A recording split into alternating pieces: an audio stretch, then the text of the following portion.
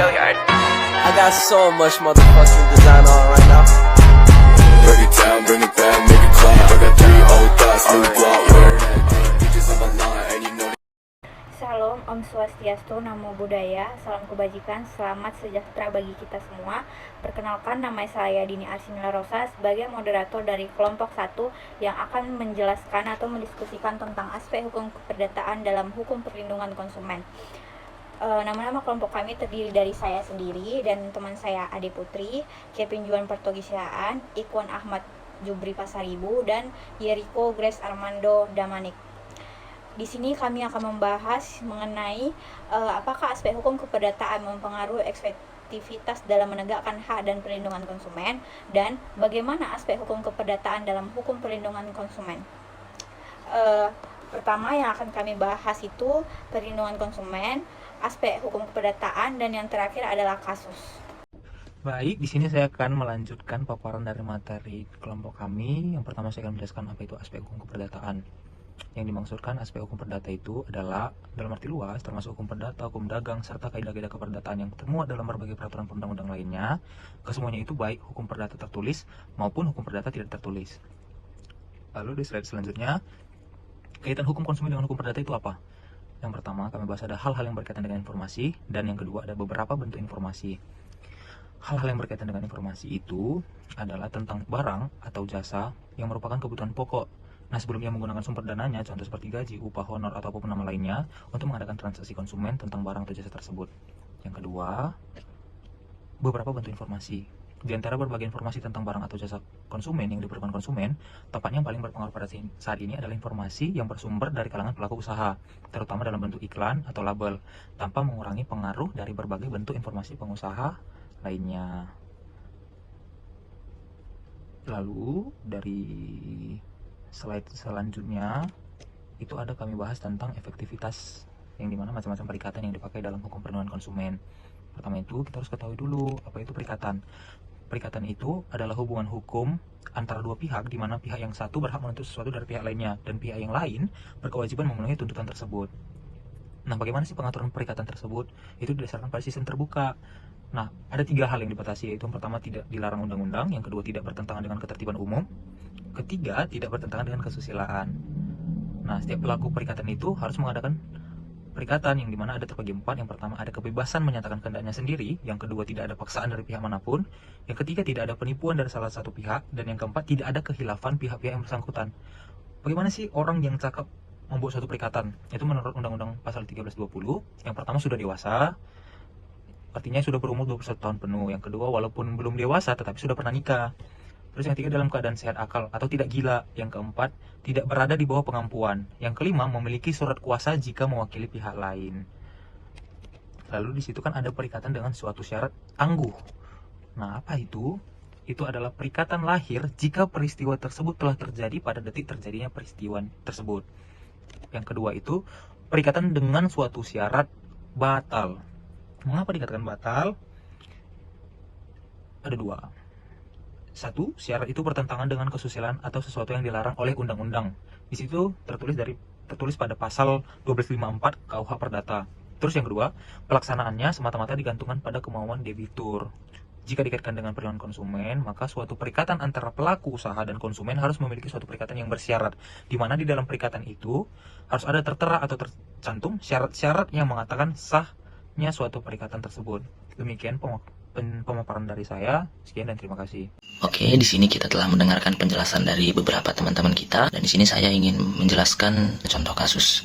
Nah, di sini disebutkan si A membeli sebuah mobil di salah satu dealer di daerah Jakarta Barat, dan beberapa hari kemudian mobil tersebut mengalami insiden dan hendak melakukan klaim asuransi di tempat ia membeli mobil tersebut. Nah, di saat ia menjumpai sebuah sales yang merupakan orang pertama yang menghandle si A dari awal membeli mobil tersebut, dia dijanjikan atau dikatakan bahwasanya pengerjaan mobil tersebut paling maksimalnya itu 10-14 hari aja, dan ternyata sampai totalnya itu ke 40 hari juga belum selesai. Pada saat mobil diantarkan ke si A, ternyata oknum sales tersebut ketahuan memakai mobil si A di luar pengetahuan si A, sampai odometer si A ini mencapai totalnya itu 1022 km. Padahal si A menyerahkan mobil itu untuk perbaikannya di kisaran odometernya itu 100 kiloan. Nah, jadi total yang dipakainya itu, yang dipakai sales itu sekitaran 800 kilometeran dalam tempo waktu 40 hari. Nah, di sini kita juga bisa melihat kan bahwasanya dia itu telah melakukan upaya melawan hukum. Nah, yang sesuai pada Undang-Undang Nomor 8 Tahun 1999, tepatnya di pasal 4 itu bisa kita baca juga bahwasanya ada yang namanya hak konsumen. Nah, di situ dijelaskan yang pertama itu hak atas kenyamanan, keamanan, dan keselamatan. Nah, hak untuk memilih barang dan atau jasa. Nah, terus hak atas informasi, hak untuk didengar pendapat dan keluhannya, hak untuk mendapatkan advokasi, perlindungan, hak untuk mendapat pembinaan dan pendidikan konsumen, hak untuk diperlakukan atau dilayani secara benar, terus hak untuk mendapatkan kompensasi, ganti rugi atau penggantian, dan hak-hak yang diatur dalam ketentuan peraturan perundang-undangan lainnya.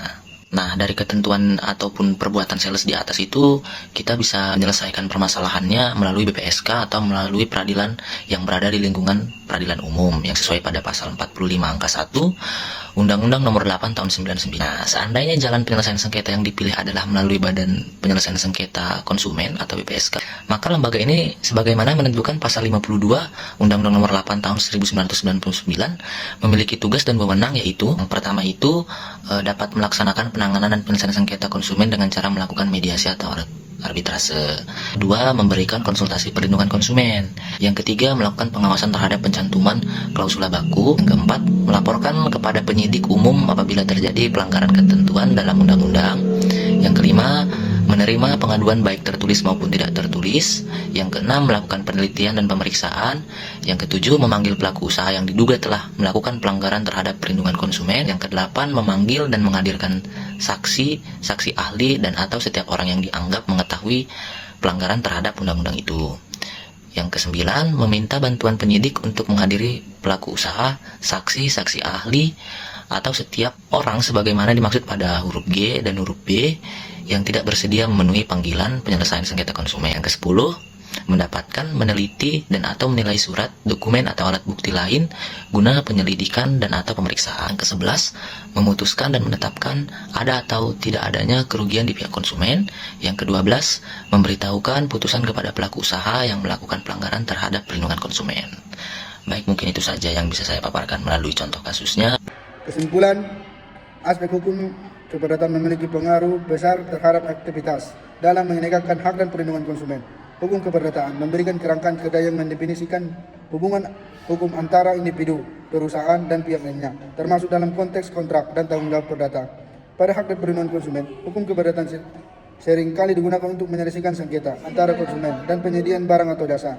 Ini mencukup perjanjian kontrak, pertanggungjawaban, perdata, dan mekanisme penyelesaian sengketa.